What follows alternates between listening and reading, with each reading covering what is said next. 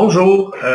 Aujourd'hui, j'aimerais ça parler de commerce électronique parce que, en fait, on en entend de plus en plus parler. Donc, les commerçants qui ont pignon sur rue, ben, ont tout intérêt à être en ligne.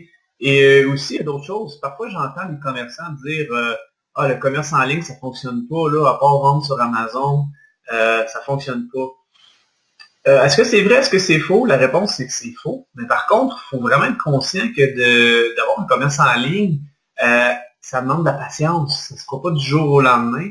Puis souvent, les commerçants tirent la plug trop de bonheur, sont trop pressés d'avoir des résultats avec le commerce électronique, alors que ça prend vraiment un certain temps.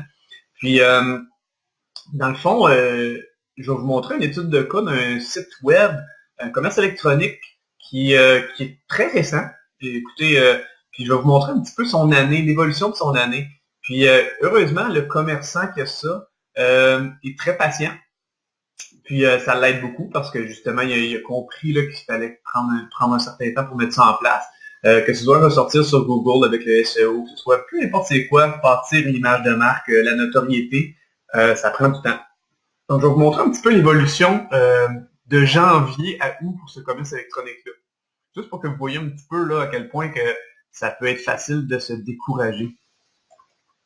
Donc ici, on voit que en janvier, le site Internet a fait 1336,27.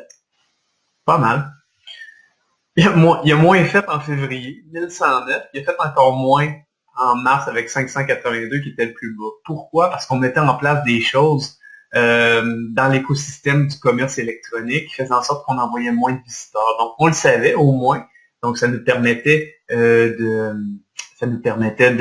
s'y attendre et d'accepter.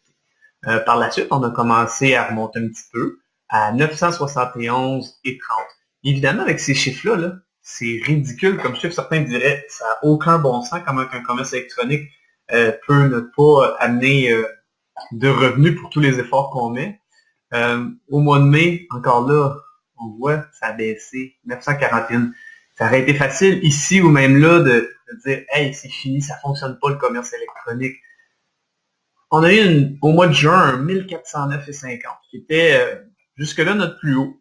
Donc, ça commençait à être intéressant.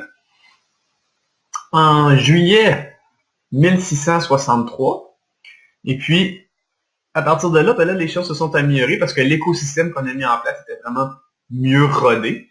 Puis en août, on a fait 4878 et 67. Donc le commerçant a fait 4878 et 67. Je m'inclus dans le processus parce qu'on travaille fort là-dessus. Et aujourd'hui, en ce 9 septembre, on est à 1893 et 15.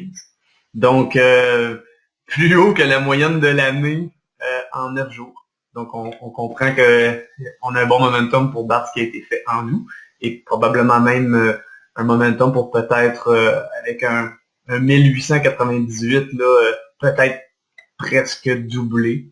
Ce serait quelque chose d'envisageable. Donc, la morale de l'histoire, c'est que quand on fait du commerce électronique, faut être patient.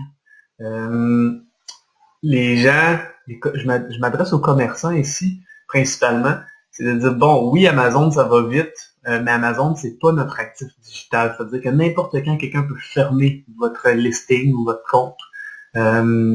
Donc, c'est sûr que d'avoir son propre site Internet et de faire augmenter sa valeur, autant le nom de domaine que le site web, parce que ça se vend un commerce électronique par la suite. Puis s'il y a des beaux chiffres, vous pouvez le revendre. Donc, tout l'investissement de temps, d'énergie, d'argent que vous mettez dans votre commerce électronique, ça peut vous revenir. C'est ça, je vous souhaite une excellente journée.